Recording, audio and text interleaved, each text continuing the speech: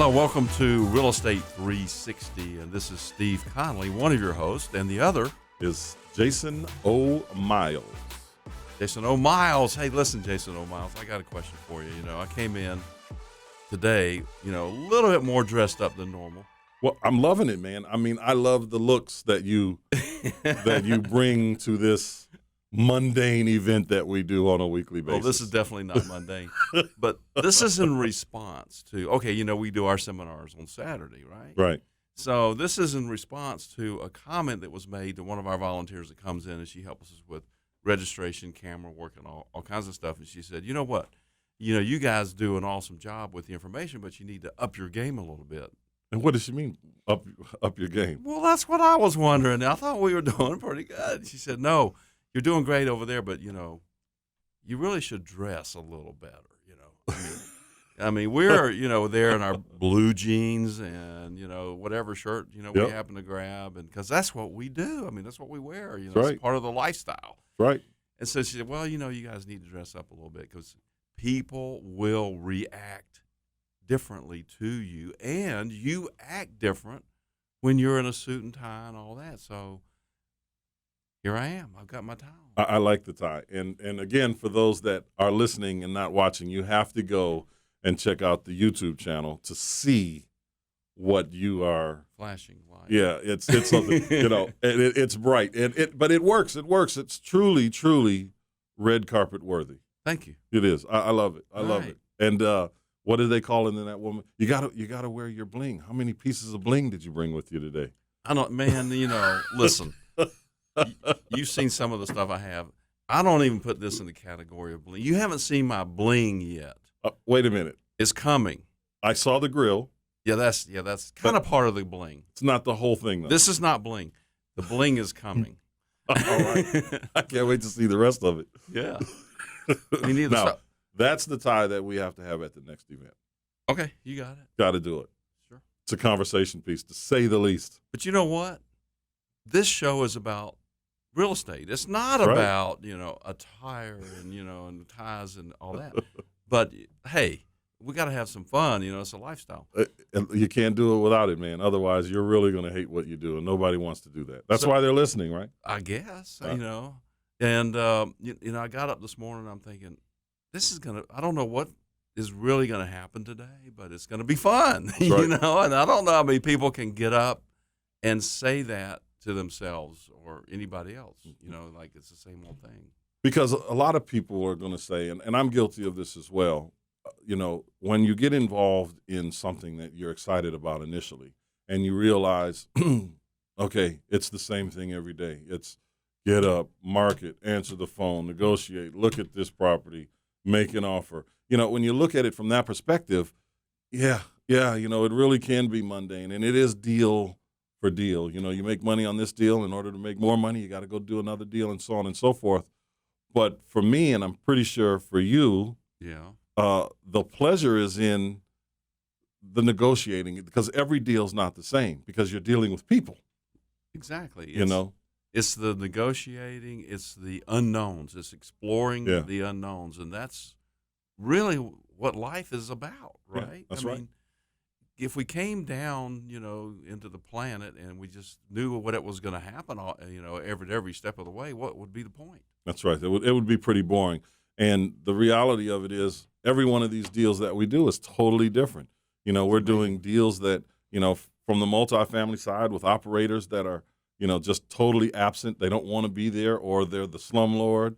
On the single family side, when we're buying houses from people in various situations, it could be bankruptcy, foreclosures, divorces, all these things. And we have to be mindful of the person's situation while we're trying to negotiate so that we can have a fair transaction, Absolutely. And that's really what it's about. And, we've had a few of those things occur just in this week. We've had two of those three things, actually. I think we have. And I'm going to bounce off of what you just said, which was really we're only here for one reason. I mean, this is a free market economy. Correct. And at least that's what they tell us. That's what they say. Yeah. Mostly. Semi. Anyway. So we'll just operate from the point of view that we're in a free market society, and we'll, from our little microcosm of economics, let's just go with that. Yeah. So the only reason that we should or could exist in this economy is if there's a reason for us to be here. Mm. So what's that reason? We're problem solvers. That's right. We're real estate problem solvers, and sometimes it's life problem solvers, like you said, divorce or financial situation or bankruptcy or what have you. So we solve problems, and we make money at it, and we're pretty darn good at it. But we listen. Yeah, and we learn every day. Yeah. With every person we meet, there's just a ton of different things coming at us, and with every person we meet, the world gets a little smaller, doesn't it? Though, we get. We get referrals from people we worked with, years ago. Yeah. That are saying, hey, I wanted to, introduce so-and-so to you because they're in a situation similar to mine and you helped us out. And that is the priceless aspect of marketing. Can't get that. You can't buy that. It's impossible to buy. And, some stuff that's happened to us recently, which is we've sold houses, and then people who think they want to do renovations find out, this isn't really what I thought it was. It's not like it is on television. Yeah. It's a lot different than what you might see on, TV, whatever. Yeah, absolutely. I don't even know the shows because I don't watch them. I can't handle any more That's right. of that. But so we've been buying those. Sometimes we'll buy those back. That's right. We'll sell people properties. They'll get in a situation, whether it's a permitting situation, whether there was a cost overrun that they were not familiar with or aware of, which happens quite frequently in the fix and flip business. I don't think I've ever, maybe once or twice. I've only been doing this for 35 years. Yeah. So it could happen. Been on budget on a renovation. You know? I mean, where do you stop with those things? I mean, I can keep on going until it. Forever. That's right. I mean, people, we teach, and everyone actually teaches, make sure you have a contingency in place. You want to make sure that, there's a 10% contingency or a 5% contingency. Well, depending on the cost of your renovation, 5 or 10% may not be enough for the issue. For instance, we had a property, which we're still renovating, where the city came in and we were doing an addition to this property, and there were two major issues that came up. Right. The first issue that came up was when we were disassembling the house, because we had to disassemble it instead of demo it so that, we could keep everything in place for the addition. The floor in one of the rooms needed to be replaced because it was just shot. The floor joists were gone. The band in that corner was gone, and it was the very front corner of the house. Mm-hmm. The crawl space is, I think, 9 inches or 12 inches deep. Very difficult for, a guy to crawl under there. And as I say all the time, I'm not going to be that guy. Right. No, right? you're not. But it's something that would be very difficult to find. Then the rot behind the wall, which was termites from years and years of, neglect, right? Yeah. But here's a situation that just that by itself was an $8,000 increase in changing all that, reframing all that. That by itself, which was nearly the 10% that we had. Oh, yeah. Then the city came out and said, you know what?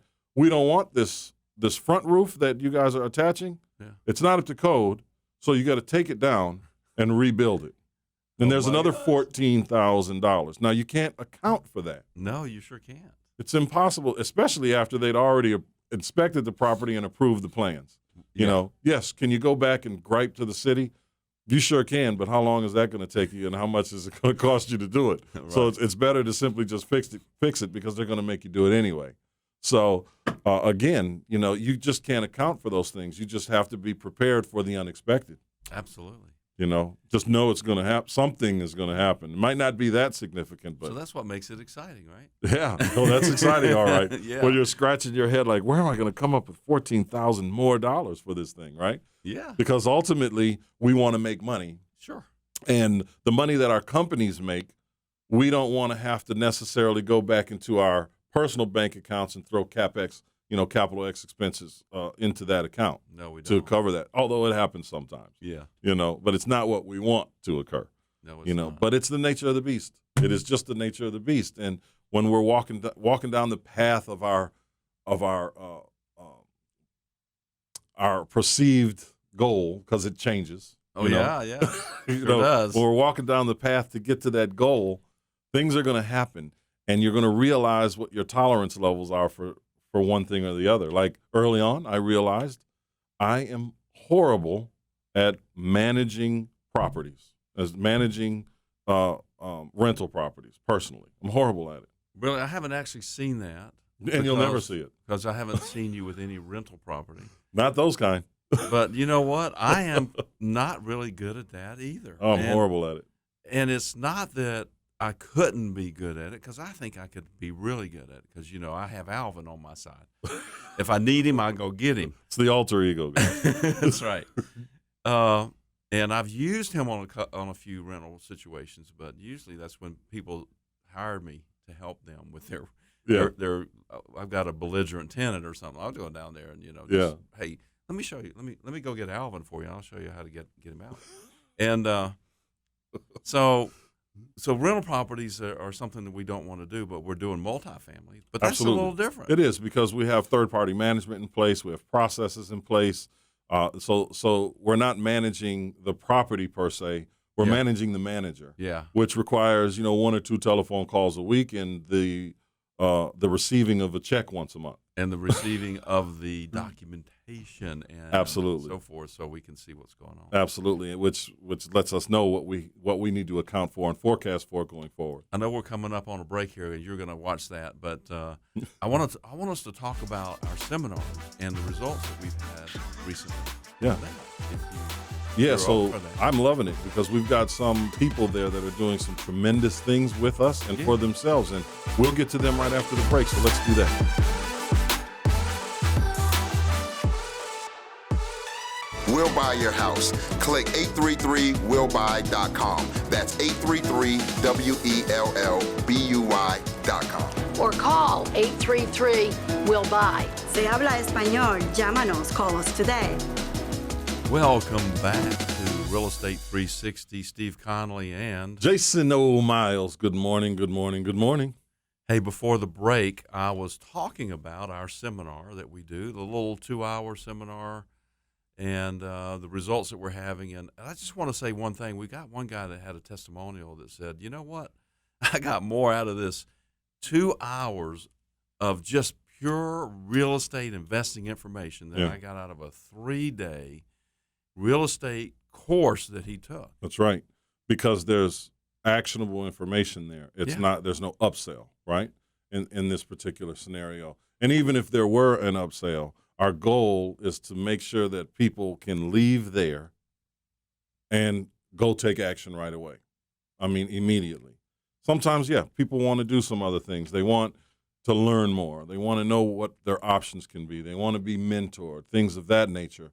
But the reality of it is, when they come to these events, they get to learn how to do something or how to do something better than they've already been doing it. Because we open it up to questions from the people that are there and say, hey, listen, what are you doing that you need help with? Or is there something, a deal that you have on the table right now that you're having a problem with? What's going on with you? And they can get those answers instead of waiting for it to come up in another day in another part of the, the event, if you will. And, you and I forget that people don't know what we know. I mean, I tend to forget that. I know I'm guilty of it. Yeah, and so I'm thinking, okay, you bring me this situation, if they say no to this, and I'm going to gather some more information and see if there's another way to put the thing together. That's right. But most people go to these seminars and so forth, and they're taught one thing, maybe wholesale and the numbers, and then after that, what do? They don't know what to do next. Yeah, but you also raised a very good point while we were at the event, actually, that when you're looking at deals, and if you're only familiar with looking at it in one way, right, through one pair of eyes, you're going to miss everything else. You're going to miss other opportunities. We were talking about doing deals in lower valued, turning, up and coming areas, as opposed to doing deals in more established areas where values are what they are. It's a sought after area. People want to be there. Those numbers don't necessarily gel. So if you're looking at buying a property, at 70% of the ARV minus renovation cost minus, potential profit, that is probably not going to work in a very sought after area. I mean, you'd be very, very lucky if that deal actually worked. So with what those you're numbers. saying is that in the up and coming areas, it's easier to get the wholesale numbers to fit in to what the lenders will lend money on. Absolutely, without a doubt. I mean, Okay. very, very well said, by the way. Thank you. I'm impressed. I made it up as I was going. You can probably tell. But that is 100% correct. I mean, talk about that deal that you were looking at, and kind of just in short about the. In the East Cobb? That's the one, yeah. Okay. So it was a referral. Somebody, I go to these networking things. Actually, I run a networking group called USA Business Connect in Alpharetta. It's the Alpharetta chapter. We have one chapter. And it just so happens to be the Alpharetta chapter. It's the Alpharetta chapter. You have a captive audience. Yeah, that's right. USA, maybe one of these days, I'll come up with something to make it, spread it out. That's right. But so I mentioned that, I buy and sell houses, and somebody mentioned it to somebody else, and then she called me, and it turns out I knew her anyway, you know. And so it's a really nice little neighborhood. It's all contemporary houses in East Cobb. And, East Cobb is pretty, let's say, economically stable, like you just said. Yeah.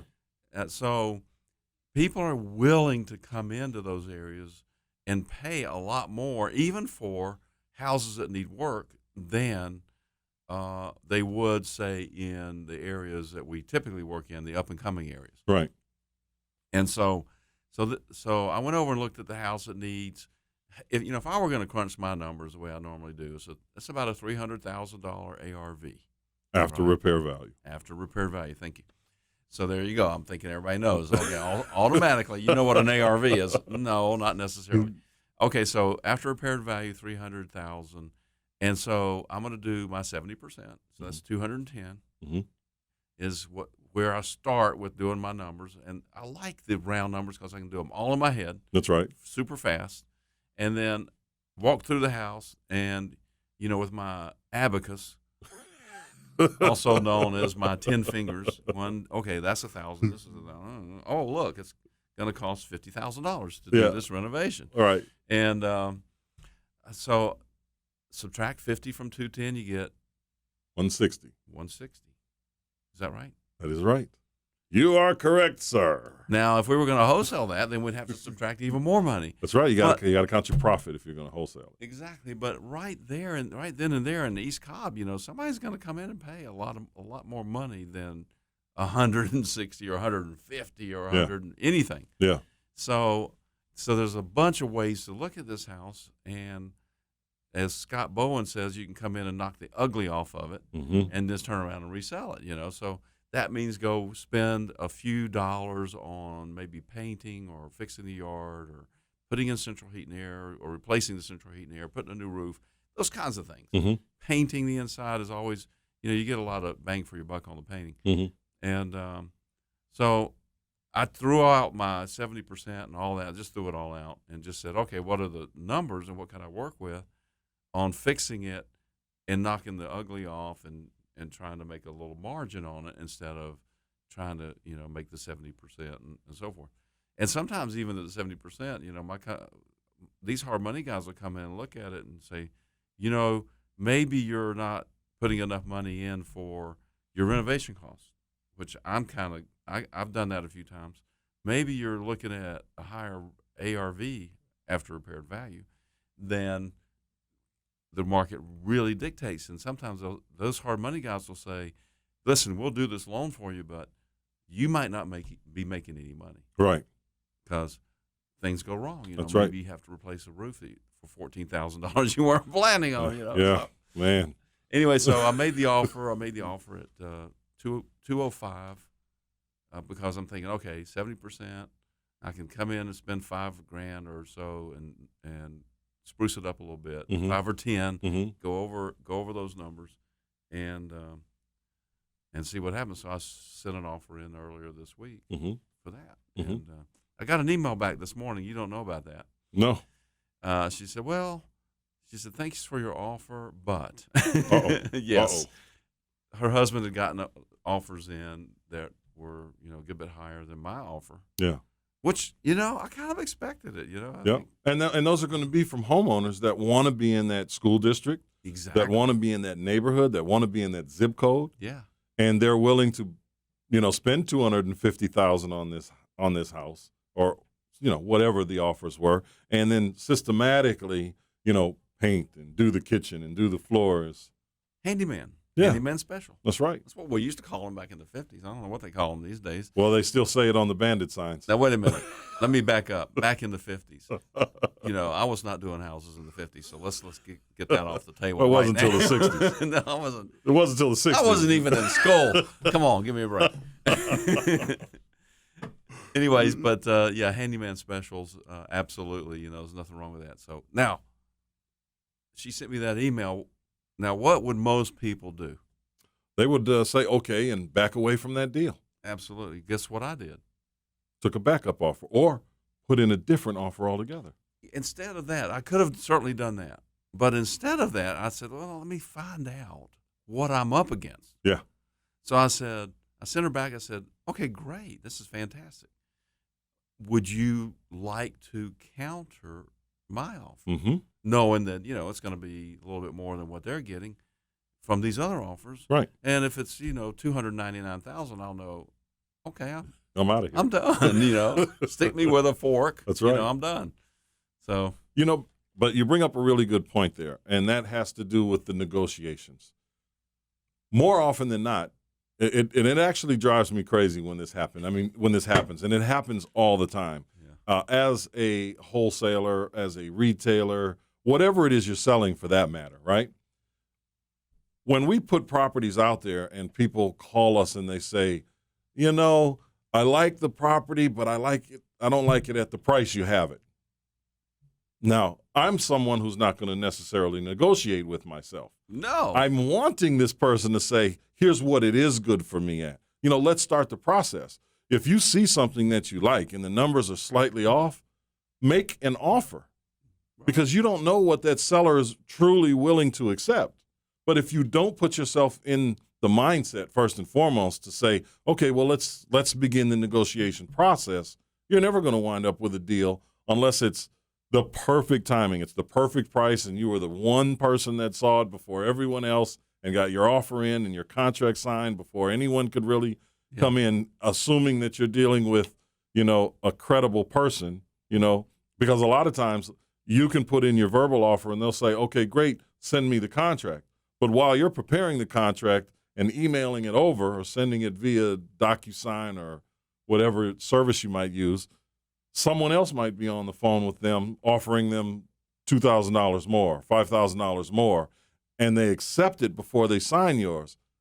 You don't know if that's going to happen. So you got to kind of act. You don't want to put yourself in that situation. As we said before, we live in a time now where you really do have to create your opportunities. Yeah. Because the deals aren't necessarily there. So knowing that you have to create your opportunities, if you see a deal and you like the deal, you like the house, it's in a great place, make an offer and do what Steve just said. And do it in writing. Absolutely. And I know we're coming up on a break, but there's a couple of topics I want us to cover in the next segment. One of those is I listen to stuff on YouTube, and there's this guy that has a nickname called the Mad Mystic of 48th Street. So I want to talk about That's him. not short. Just a little bit, no.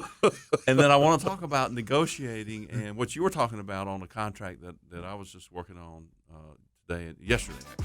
All right. Yeah. I mean, listen, there's a ton of stuff that we're going to be able to talk about, and I hope you guys you're taking notes. If not, go back and listen to this, listen to the podcast, listen to it on YouTube. But we got to take a break. We'll be right back.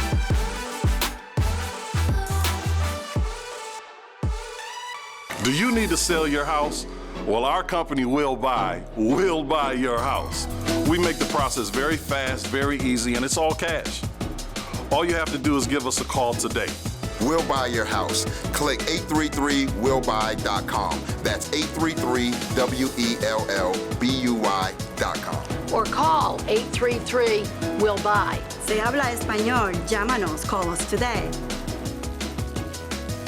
All right, we are back. We are back. All right, Steve, we talked about a lot of stuff. We have a lot more to talk about. Yeah. You brought up a couple great points that we're going to talk about in this segment and beyond. Okay. Yes, and beyond. I like the beyond part. So this week, people don't know what other people are thinking usually. Right. Yeah. So this guy, I've been going back and forth with him for like a few weeks on this one particular house that we have for sale. You know what I'm talking about. Mm-hmm. And so he emails me or texts me a couple days ago or late last week. He says, "Hey man, I've got a loan in place. I want to do this house. I want to buy it."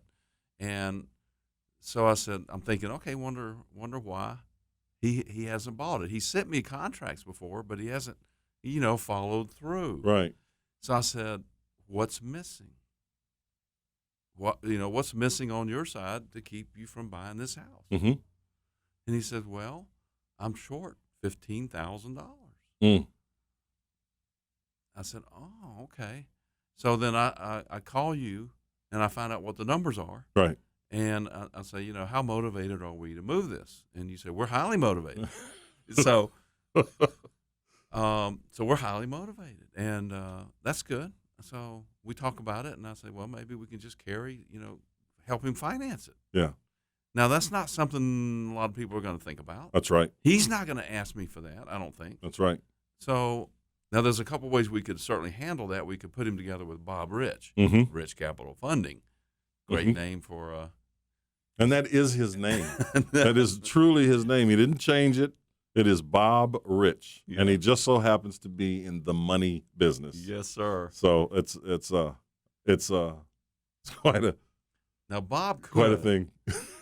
Bob could structure a joint venture and bring in $15,000 from another investor. Mm-hmm. That might take a little bit more time than we're interested in doing. Right. And so we said, well, we've got enough in this. Maybe we can just finance it. Mm-hmm. And so I said, well, how about if? So I sent it back to him. I said, how about if we just carry a second mortgage? Will your lender allow that? Mm-hmm. His hard money lender. And so he said, yeah, my hard money lender will allow that.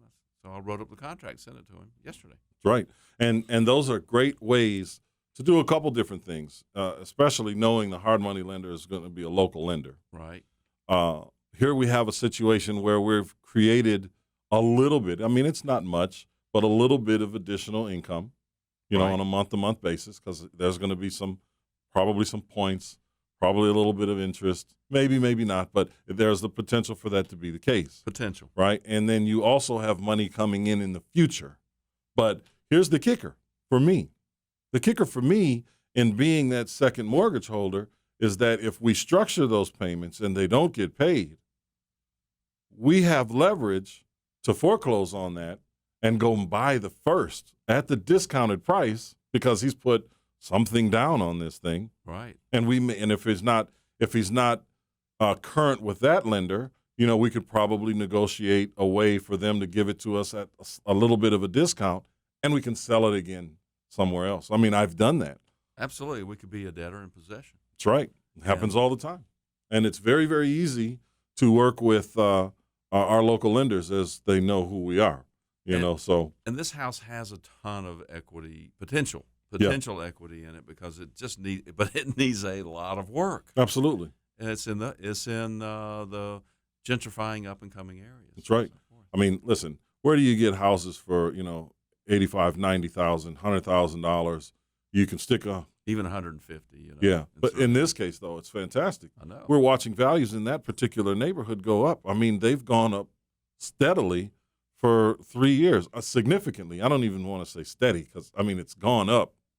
But the jumps in value are absolutely just I've never seen anything unbelievable. Move so fast. Yeah, it's just crazy. And just to put it in perspective, when we started buying over there, we were buying houses for, $30,000. Some people bought them for less than that bought, right after the crash. Oh, I know. But we were buying, $30,000, $40,000, $50,000 houses that needed a lot of work. Those same houses now are selling for, anywhere between $100,000 and $160,000, depending on the size of them, Yes. that need substantial work. This one in particular, someone's going to pick this thing up for, $85,000, $90,000. They're going to dump roughly $100,000 into it. but they've got values over there that are in excess of $300,000. Now, those are the picture-perfect deals, provided you can get the work done in a timely manner. Yes. I mean, even then, there's so much meat on the bone there. You know, even if it wound up taking a little bit longer, Yeah. there's well over $100,000 in gross potential profit. Well over. There's an appraisal on a property on the exact same street, 3 or 4 blocks down, Yes. blocks down, Yes. for over $360,000, same square footage. Wow. Absolutely incredible. So there's potentially some pretty good profit there. Absolutely. You know, and some would wonder, hey, listen, well, why would you sell it for so cheap? Yeah. Well, our business is to make money based on our model and what we see. And then when we've priced it and had it out there for, $90,000, $100,000, whatever it is, we're not going to take it back off the market and come back in and charge you $120,000 and start this whole marketing process all over again. Our job is to sell properties as fast as possible, right? Yeah. I mean, it doesn't matter if you're a retailer or wholesale. We have a volume business, though. It's one of our divisions, if you will. Absolutely. It's our wholesaling division. That's exactly right. And so what's our job in the wholesaling division? It's to provide little miniature business opportunities for investors. That's right. Every single house, I look at it like, oh, here's a business opportunity for you. It's a short-term, 6 to 12 month business opportunity. You're going to be in it, and then you're going to sell your business at the end of it and be out. That's right. So what are the numbers? That's all you need to know. That's exactly right. Yeah. And the reality of it is, if we sit back and we make you $100,000, we didn't actually make it for you. We provided you with the opportunity to make it. The likelihood for those buyers to come back to us is very, very high, because they say, look, these guys are selling deals that actually make money. Their numbers are right. The renovation costs are right. I mean, the packages that we deliver in a lot of cases, like in this one, are so solid. This is a property that comes with architectural drawings already. That's saving someone thousands of dollars. Yes. The survey is in place. That's $1,200. These things are saving you time, and they're saving you money. That's 3 weeks of savings right there. But, that's great. The money is great. But I think what it does, from my perspective, and yours too, I know, is bridge the gap between understanding of what it is and what it can be, because people just don't have any vision. Right. I'm sorry, you That's people true. out there have no vision. I'm just telling you. You're brutal, brother. You're brutal. It's true. 98% of the folks I talk to just can't see, what we see. Yeah. And and that's really what this is. This is where we fit into solving a problem. That's right. And I was really frustrated with that for a long time. I said, "Wait a minute, why can't you see this?" And they could only see a dilapidated house. Yeah. I understand that now, but it took me. I went through a while with just being frustrated and angry about that. Let's just get real. It's that internal anger. That's right. You're mad at everything outside of you, but it's only on the inside of you. Of course, it's all on the inside. But but finally I said, okay, I got to let this go, and then I said, oh, wait a minute, this is not a curse; it's a blessing. It's a gift, the curse and gift blessing thing. That's right. Back and forth. It's a gift. No, it's a curse.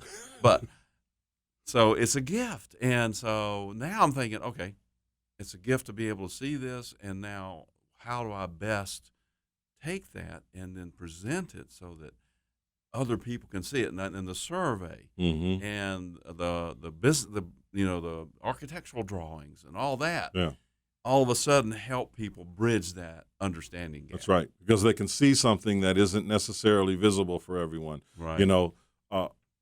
My process. I walk through a house. We go to a house for the first time. I walk around the house, and then I go back to the front door, and then I walk back through the house with, it's like the Matrix is going on in my head. I'm looking at everything in ones and zeros. This is what it could be. We're going to move this wall. It's going to go over here. We're going to add this. The ceiling's going to be that.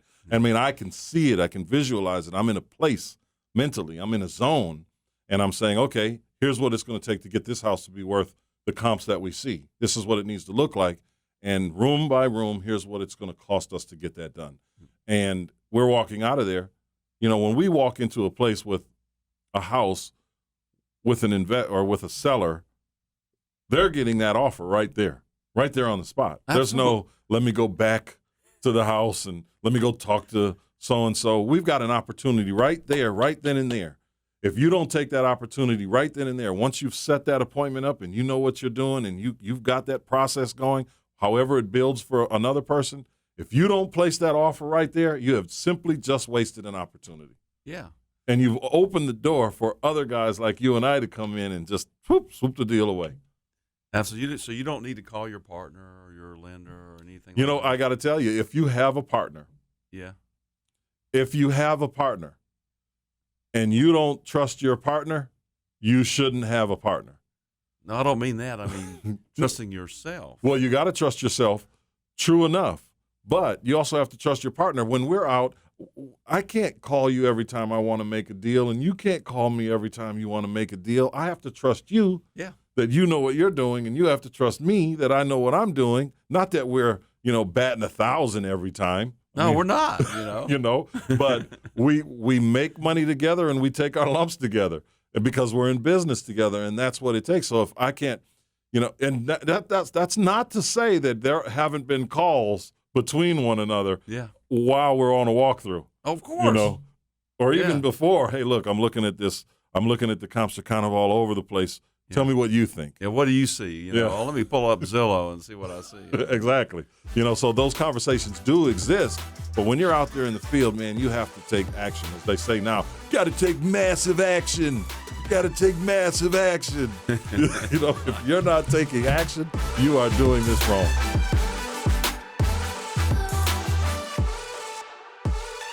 We'll buy your house. Click 833willbuy.com. That's 833WELLBUY.com. Or call 833-WILL-BUY. Se habla español, llámanos, call us today.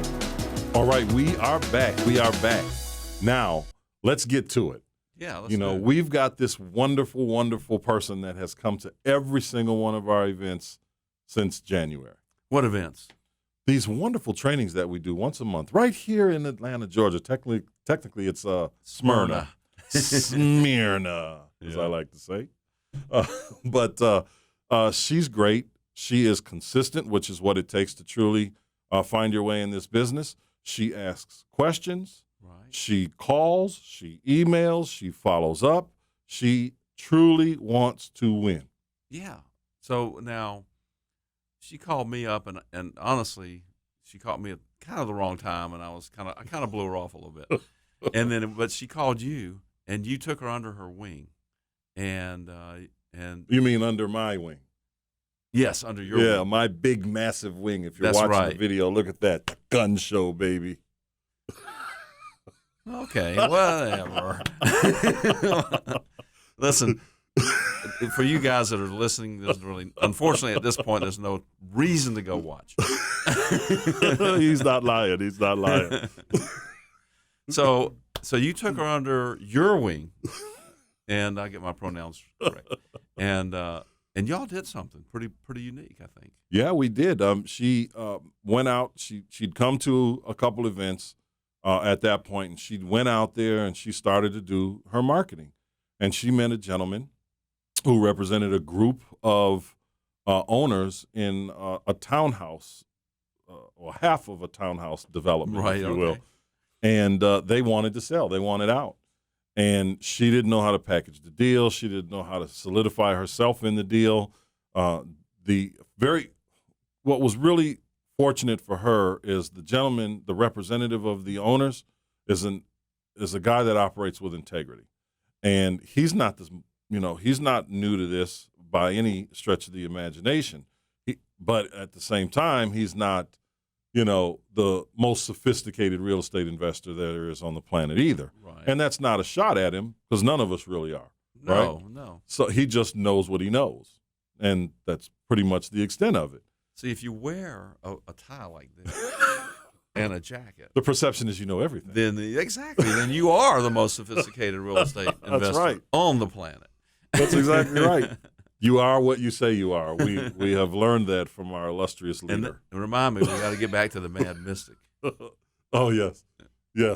So, she said, look, I got this deal. I just don't know. I don't know how to value these properties. There's some burn damage. I don't know what we need to do to renovate them. I am at a loss. Can you help? Absolutely. Let's go. Let's look at it. And in looking at it, I called you right away. I said, Steve, there is an opportunity here. Yes, you did. And I looked at it and I said, yeah, I said, hell yes. Absolutely. Something like that. I mean, and I might be paraphrasing. I think it was something very close to that. And so I helped her structure the deal, not being greedy, knowing that we were going to find our way into this deal. Yeah.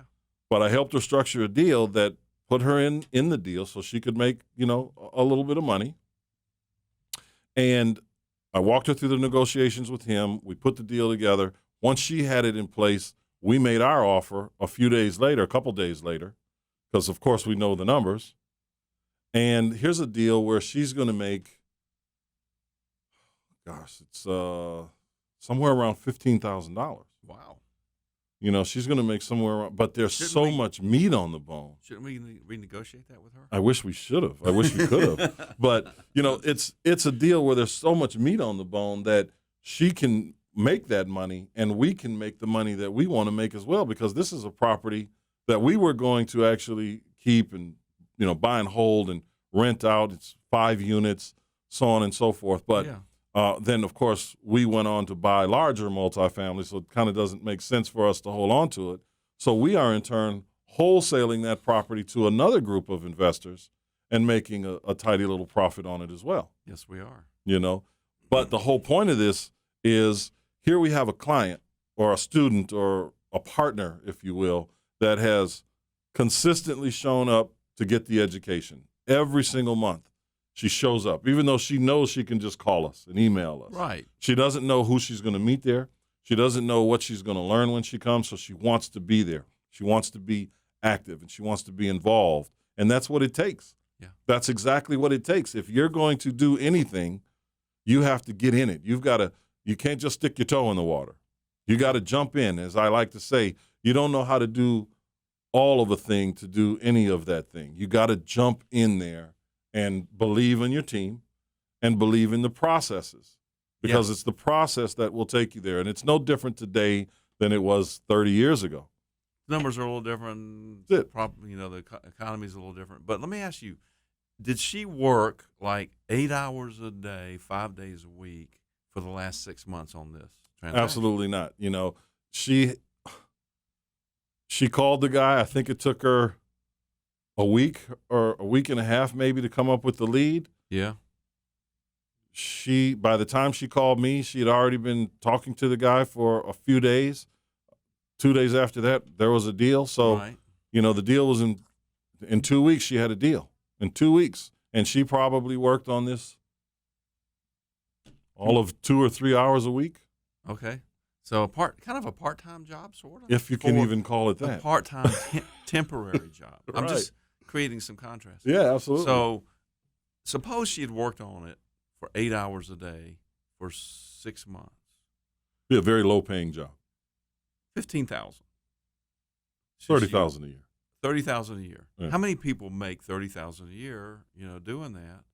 Yeah. For 8 hours a day, 5 days a week, $30,000. A few realtors, maybe. Of course, a lot of them are just checking their email over and over again. That's exactly right.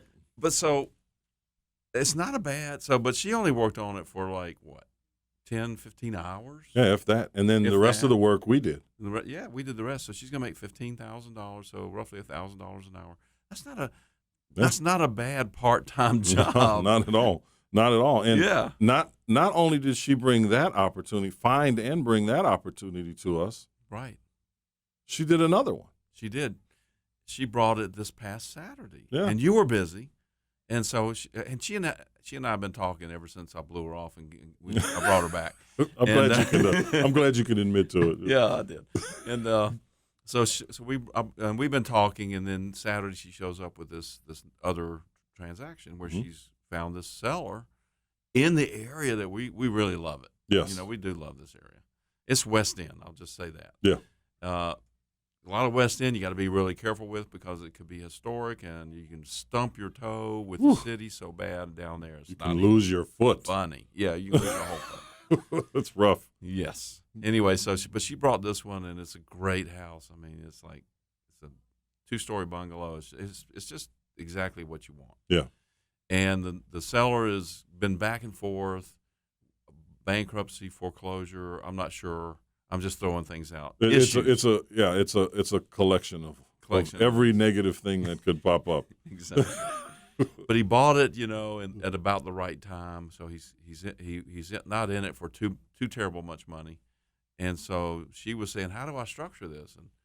But the loan was like a really low interest rate and a fairly small balance. And I'm thinking, wow, and the price on it, what he was willing to sell it for, is pretty good. Mm-hmm. So, I mean, I'm thinking you can do anything you want with Yeah. this. Anything. So she said, well, how do I structure it? How do I write it? So I said, okay, we'll do this.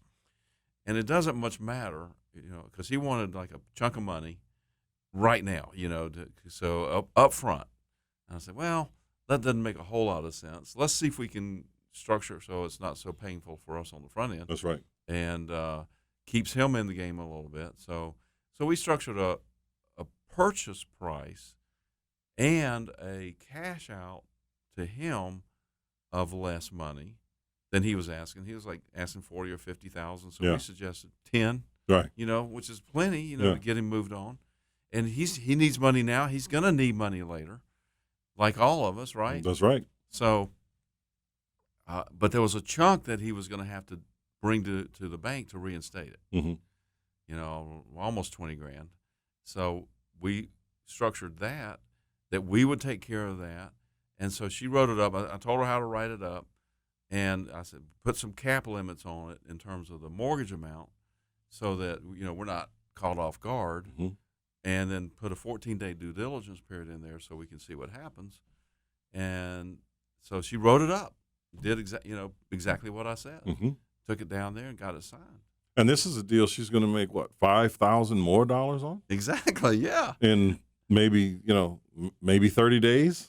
Saturday at the seminar, I said, you write this up like this and you get it signed, we'll buy it. We'll pay you $5,000 That's right. assignment fee. That's right. And so I just want to throw this in there for a second. I mean, how many seminars have any of you listeners or viewers gone to?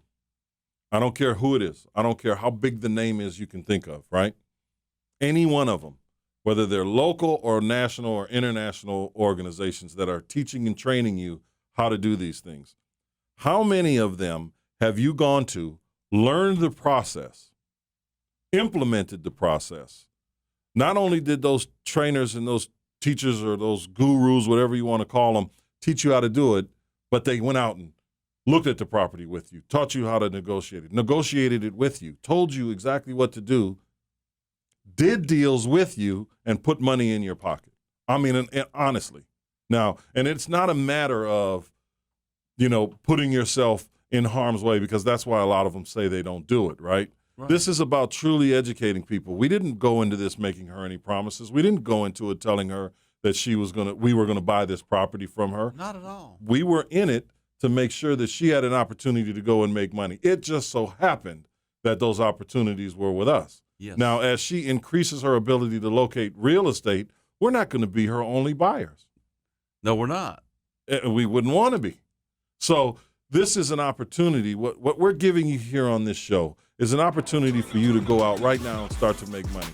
Whether that's making money with us, selling our stuff, we're buying stuff from you, or you're doing it on your own. If you take this information and you apply it, take massive action, you're going to win.